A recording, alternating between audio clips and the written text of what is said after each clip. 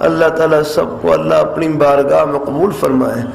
تو ہمارے ایک بڑے بزرگ مدینہ منورہ میں بیٹھے ہوئے، بخاری شریف کا ختم تھا، تو وہاں پر فرمانے لگے کہ ہم کالج کے زمانے میں حضرت مفتی محمد شفیع صاحب رحمۃ اللہ علیہ کی خدمت میں حاضر ہوئے۔ یہ ہمارے سکول کالج کے بچے ہیں، تشریف لاتے رہتے ہیں، مجھے ان سے ہی بہت محبت، مدرسے کے طلباء سے بھی، سکول کالج کے بھائی ہم آیا کرو، یہ دین کی بات سنا کریں یار رہا، نیک مجالس میں شرکت کیا کریں رہا، نیک مجالس کا سب پر اثر ہوتا ہے۔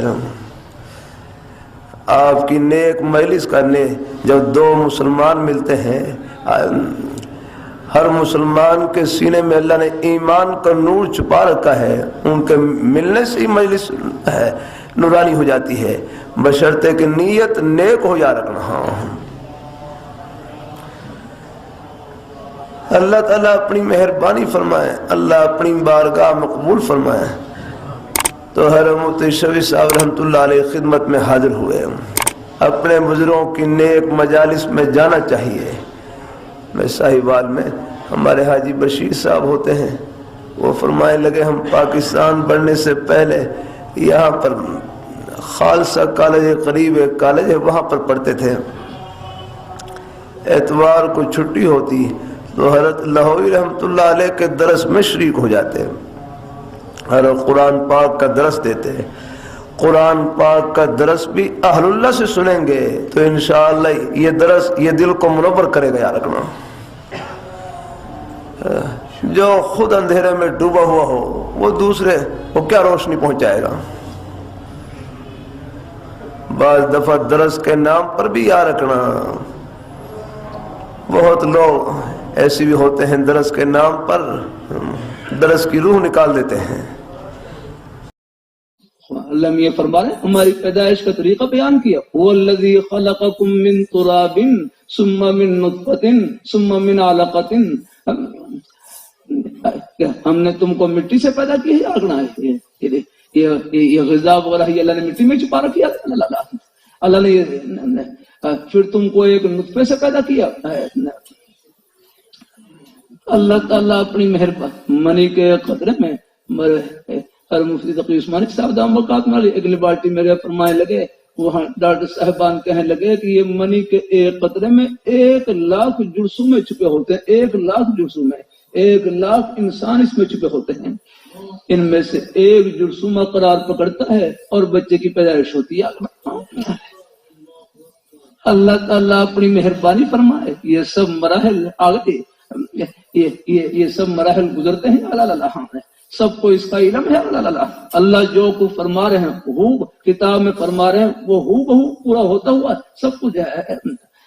اللہ تعالیٰ نے وہ منظر ہے، اللہ نے جس منظر کو بیان کیا وہ منظر وہی پیش آتا ہے۔ اللہ تعالیٰ اپنی بارگاہ مقبول فرمائے۔ اللہ تعالیٰ یہ باہر کے عیسائی پڑھے لکھے تعلیم یافتہ وہ مسلمان ہوئے، ان سے پوچھا آپ کے اسلام کی وجہ کیا؟ کہنے لگے ہم نے بس یہ قرآن پاک کا انگریزی میں ترجمہ تھا اس کا مطالعہ کیا، قرآن پاک کا مطالعہ کیا، اس کا انگریزی میں ترجمے کا مطالعہ کیا، بس اللہ نے اس کی برکت سے ہدایت نصیب فرما دی۔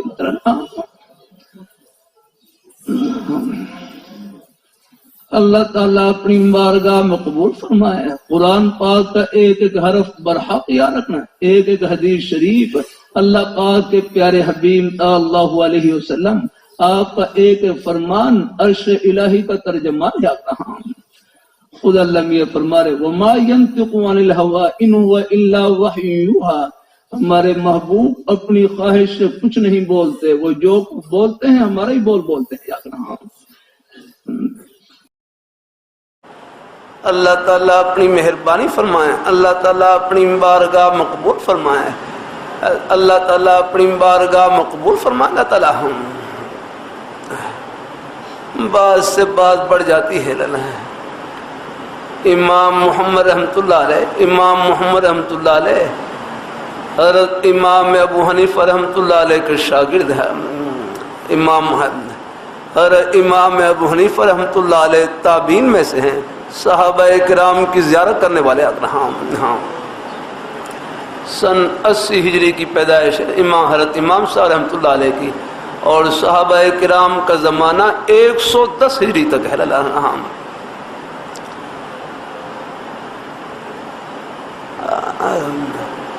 اللہ تعالیٰ اپنی مہربانی فرمائے، اللہ تعالیٰ اللہ نے قرآن پاک کو محفوظ، حدیث اللہ پاک کی پیاری کتاب محفوظ یا رکھا۔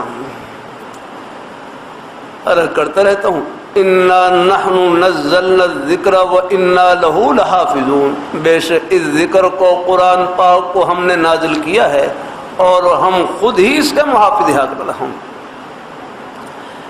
انا نحن نزلنا الذکر وانا له لحافظون، بے شک اس ذکر کو قرآن پاک کو ہم نے نازل کیا ہے اور ہم خود ہی اس کے محافظ ہیں۔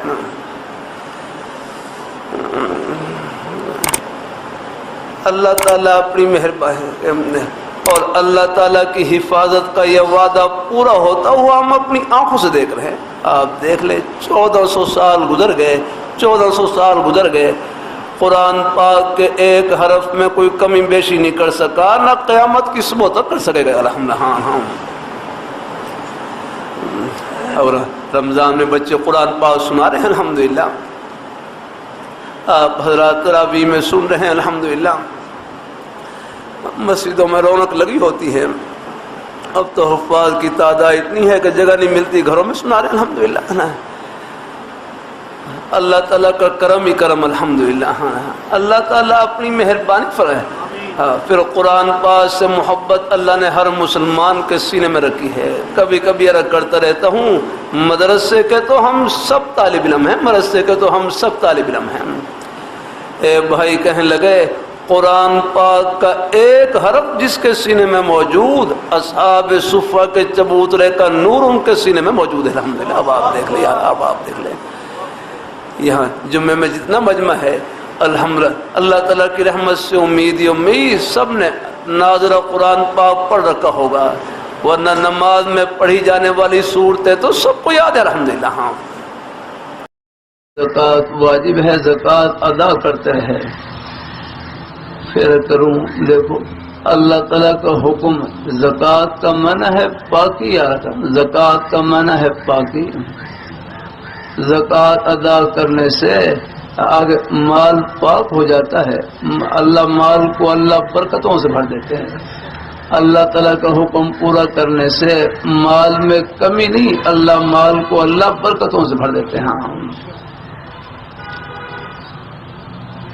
اللہ تعالیٰ اپنی بارگاہ مقبول فرمائے۔ اللہ تعالیٰ زکوٰۃ کے ادا کرنے کی بھی فکر ہے۔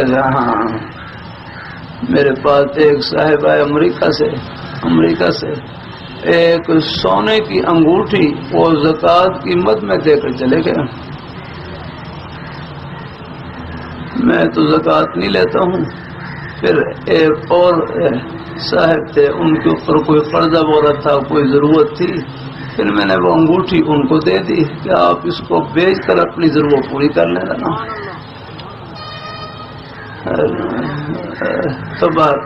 تو وہ سونے کی پوری انگوٹھی زکوٰۃ کی مد میں دے کر چلے گئے۔ کہنے لگے ہمارے گھر میں جتنا سونا موجود ہے اس کی زکوٰۃ یہ انگوٹھی کے بقدر بنتی ہے، یہ بس ہم یہ اس کی زکوٰۃ ادا کریں۔ اب دیکھو دیار غیر میں رہ کر، اس ماحول میں رہ کر بھی اللہ تعالیٰ کے حکم کو پورا کرنے کی فکر یاد رکھنا۔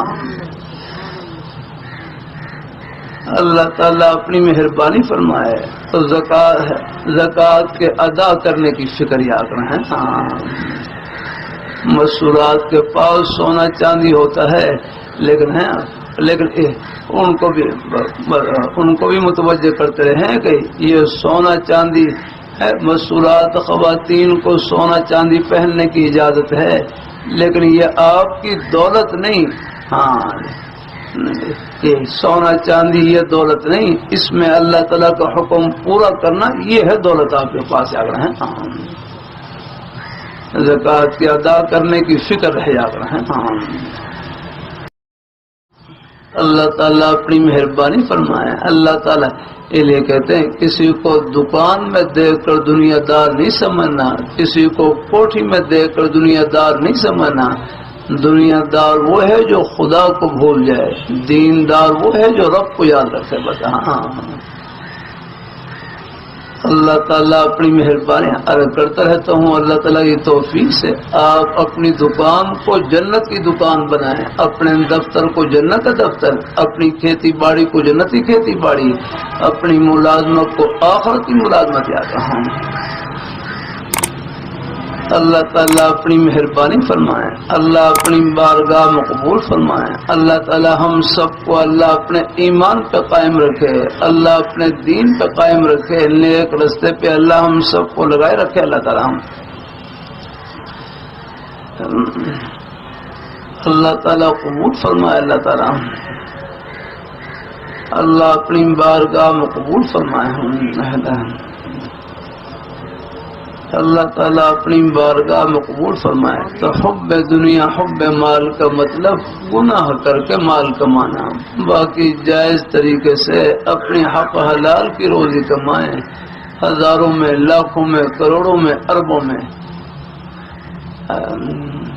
لیکن اس میں اللہ تعالیٰ کا حکم پورا کرتے ہیں۔ اللہ تعالیٰ اپنی بارگاہ مقبول فرمائے، اللہ تعالیٰ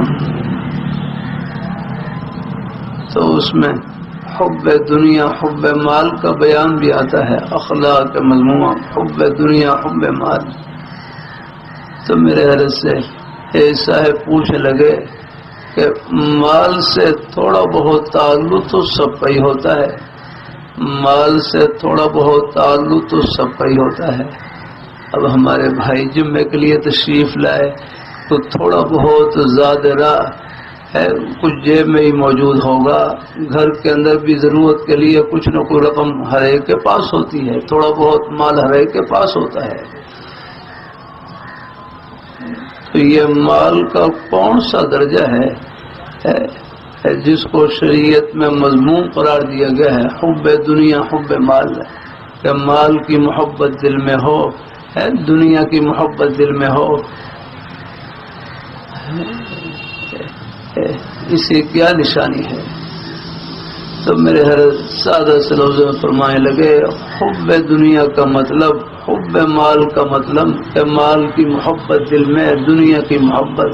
فرمانے لگے گناہ کر کے مال کمانا، گناہ کر کے مال کمانا، باقی جائز طریقے سے اپنی حق حلال کی روزی کمائیں، ہزاروں میں کمائیں، لاکھوں میں کمائیں، کروڑوں میں کمائیں، اربوں میں کمائیں، بلکہ حضرت فرمائے لگے آپ پوری دنیا سمیٹ لیں، لیکن اس میں جو اللہ تعالیٰ کا حکم ہے وہ پورا کرتے رہے۔ زکوٰۃ واجب ہے، زکوٰۃ ادا کرتے رہے، حسب توفیق صدقہ خیرات کرتے رہے، اپنے بچوں پر خرچ کریں، اپنے اہل و عیال پر خرچ کریں، نیک مصارف میں خرچ کریں، تو پھر یہ مال حب دنیا حب مال میں داخل نہیں ہے، بلکہ یہ مال اپنے بچوں پر، اہل و عیال پر، نیک مصارف میں خرچ ہوگا، یہ بھی اللہ تعالیٰ کے قرب کا ذریعہ ہوگا۔ کتنی آسانی یاد رہا۔